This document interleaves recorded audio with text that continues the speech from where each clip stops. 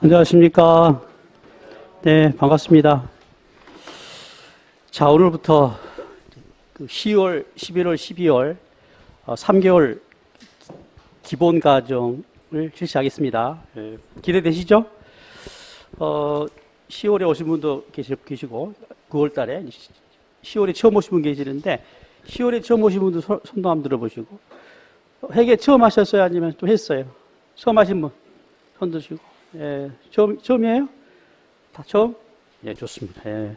일단 9월부터 강의를 했기 때문에, 강의 들으시면서 약간 부족하거나 하면 9월달 강의 한번 들으세요. 아셨죠? 예. 자, 일단, 본 강의 전에, 간단하게, OT 시간 갖고 이제 본 강의를 하겠습니다.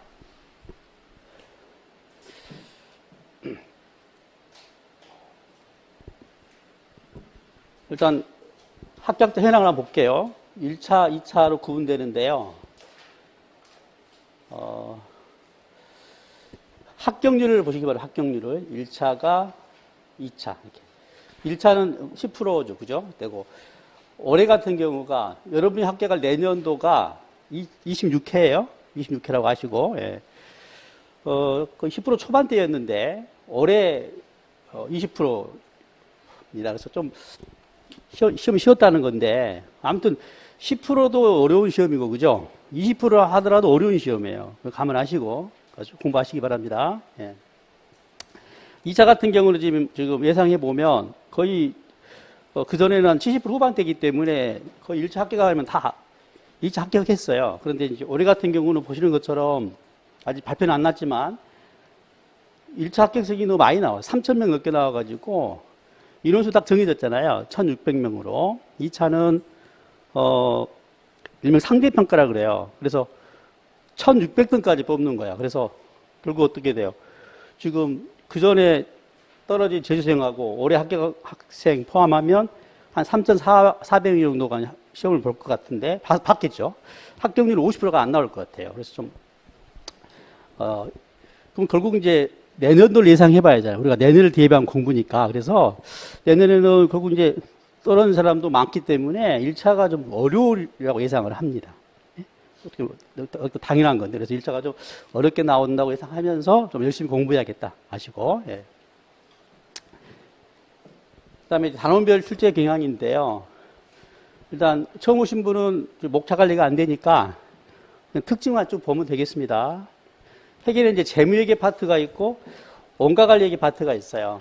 두 개 파트가 있고 앞으로 공부하겠죠. 일단은 재무회계가 그죠? 32문제니까 그죠?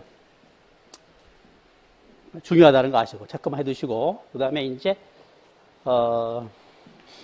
재무회계 중에서 재무회계는 이제 공부하겠지만 이 표 만드는 거예요. 재무제표라고 하는 이 표 만드는 건데 그 중에 재무상태표 요소인 자산이 그죠? 많이 나오죠. 그죠? 그리고 기초회계.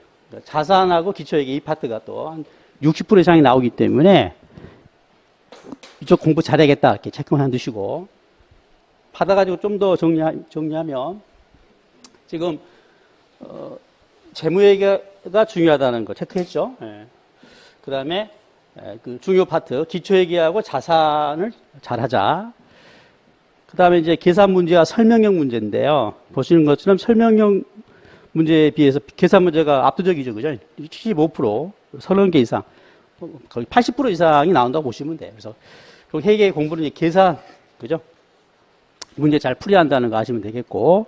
그 다음에 난이도 보시면 상중하로 이렇게 정리를 해놨는데요. 특징은 아무리 시험이 어렵게 나오더라도 이게 하에 해당하는 주로 문제죠. 그죠? 그래서 40% 가락을 면할 만큼은 나오니까요. 이렇게 아시면서 당연히 이 주로 문제는 당연히 받아야겠죠. 당연히 이건 잘 잡아야 한다는 거 아시고 이제 어떻게 공부할 것이냐 뭐 설명하는 과정에서 이미 말해드렸어요. 계산 문제가 중요하다, 그죠? 재무회계가 중요하다. 또 재무회계 중에서도 기초회계하고 자산이 중요하다 등등 그 이야기를 받아가지고 이야기해 볼게요. 자, 일단 그 전에 회계 공부하고 이제 회계 시험 공부, 그냥 공부하고 시험 공부하고 차이인데요. 그냥 공부는 그냥 모르는 걸 아는 거예요. 아는 거에 이제 즐거움이 있다면 우리가 이제 해야 할 공부는 시험 공부입니다. 그죠? 그래서 이걸 구분 못하면 안 돼요. 네? 배우는 게 즐거울 수도 있는데 항상 뭘 목표로? 시험을 목표로 합격을 목표로 공부한다는 것도 주면 안 됩니다. 강조드리고 그래서 회계 공부가 아니라 우리가 할 공부는 회계 시험 공부라는 거. 시험 공부는 뭐예요? 문제 푸는 거죠, 그죠? 네? 문제 잘 풀어서 60점 최저 점수인데요. 맞아서 합격하는 거예요, 그죠? 항상 그러니까 어떤 내용을 공부하면 이게 어떻게 문제가 나올지, 그죠?